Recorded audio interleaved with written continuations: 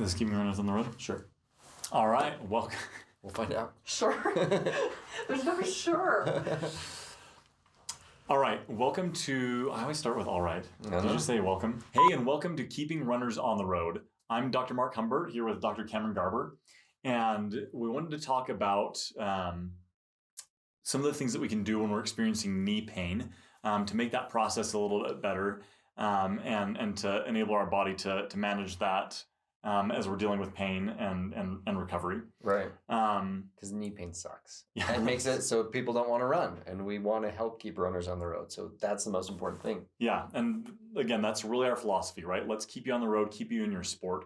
Interesting enough, as in a little aside, we were just having a conversation about the problem that people have in the cycle of offloading when they have an injury. Do you want to talk to that a little bit, Cameron? Yeah. Well, so pain decreases, and so we go back to running. And usually we get back into participation too early, and then we get re-injured. So we offload it. We stop running. So the pain goes away so that we get back to running too early again. And we just get weaker and weaker instead of getting stronger and stronger with it. Yeah, which is problematic, right? Yeah, that's a bummer. Even though we're getting on and off pain, the capacity is shrinking that entire time. So right. Rough. Yeah, well, it's going to sabotage us in the long run. Yeah. And so we definitely we want to avoid that. So knee pain is such a prevalent thing in running, right? So the knees, because it's such a simple joint and it only does this, right? It goes just bends forward. It makes it a simple joint, but it's also one that doesn't like abnormal forces. So if the hips aren't keeping the knees aligned well, or the feet aren't keeping the knees aligned well, it makes things rub wrong in the knee, and we tend to get a lot of pain in that joint more than other joints in a lot of ways. Okay. Part of the reason why is the difference in the increase in force between running and walking is 4.6 times more.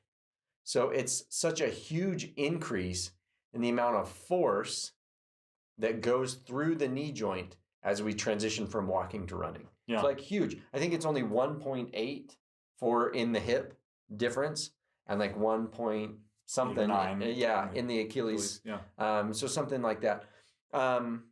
That difference is huge. The fact that our knee bears the brunt of so much of the shock absorption and things like that in the knee, that's part of why, if things aren't lined up just right in a joint that's only designed to go in one plane, it's going to cause some problems because it's such high force. Yeah. And so I think adding in some of the nuance to this idea of keeping runners on the road is really important, is that walking keeps you on the road, right? So if you're experiencing a lot of knee pain, and you find it throughout a run just ramping up and ramping up and ramping up and kind of staying elevated for a while, a great way to kind of help keep you moving, right? Keep that load on, but deal with some of those symptoms is to transition from running to walking, right? You get that decrease in joint loading force, and that can be a really nice way to get things feeling better, but then you keep the capacity, right? We're not just dropping because you took 5, 6.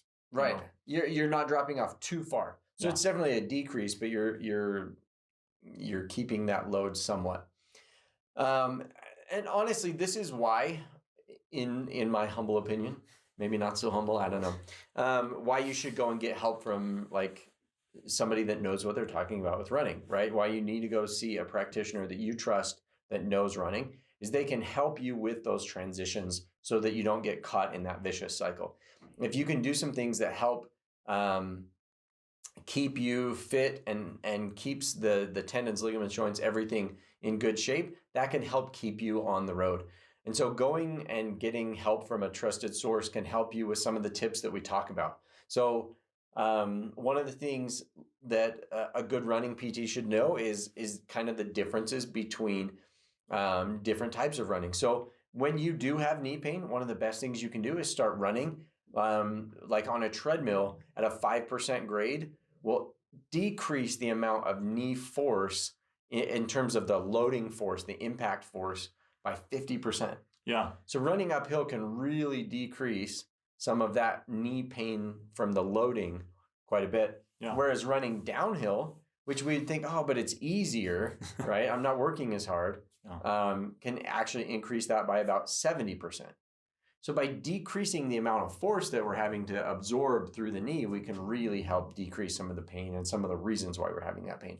And so having somebody that can help you kind of filter out and figure out what you need to do to keep running, that's really important. And that's why we love to share these types of things with the running community, but also why you probably need to find somebody that can help you as well. Yeah, and one more thing I want to say on the load management of the knee is, you'll see a lot of articles on this is the best shoe to wear, this is the best shoe to wear. We don't really find that, like, in terms of preventing injury risk, not really borne out in the research currently. But if you are experiencing knee pain, you're going to find that if you're having like really cushy, big, foamy shoes, you're likely going to be experiencing more load at the knee because the foot can't feel and adapt to the ground as well, right? It has all that foam in between it. So we tend to land with a stiffer knee, right? Which means we're going to absorb more load with that knee every time we strike the ground. And so maybe taking a look at the shoes and modifying that and seeing if that can make a change in your pain. And then just in general, like keeping a couple good shoes in rotation, right? Yeah. We want to make sure that there's not too much wear and tear on that it's maybe affecting our running mechanics. Yeah. There's so many things like that could be the factor for you in your pain. And so having somebody that can help adjust and kind of make those fine tuning adjustments for you can be really critical. So getting the right help is super important. Making sure that you're not loading that joint too much. All of those things can help keep you healthy and keep you on the road by avoiding that knee pain. Yeah. And then I think one last thing, we hit this in like every video, right? But just like strengthen, right? Yep. Like just strengthen it up. Strengthen it up. Don't waste time with, there's certain things that can be good in terms of like how you feel in terms of pain and things like that. For sure. But I wouldn't waste a lot of time with stretching, foam rolling, massage gunning, things like that. They can be helpful. They're not bad to do. But if you're saying like, should I strengthen more, or I've got time for one or the other, strengthen or like doing a massage gun, definitely put that time into strengthening. You're going to get way more bang for your buck. You're going to get a lot more pain relief out of it. And in the long term, you'll be a better, faster, stronger runner. Yeah. We appreciate you joining us on this episode today. So remember to like, follow, subscribe, comment. If there's anyone that you know that's really struggling with knee pain, definitely go ahead and share this with them. Help them to get the help that they need to be the best runner they can, and to make sure that they get the right types and right amount of recovery, and are able to work through that rehab process in a healthy way. That's it for Keeping Runners on the Road today. We'll catch you on the next episode.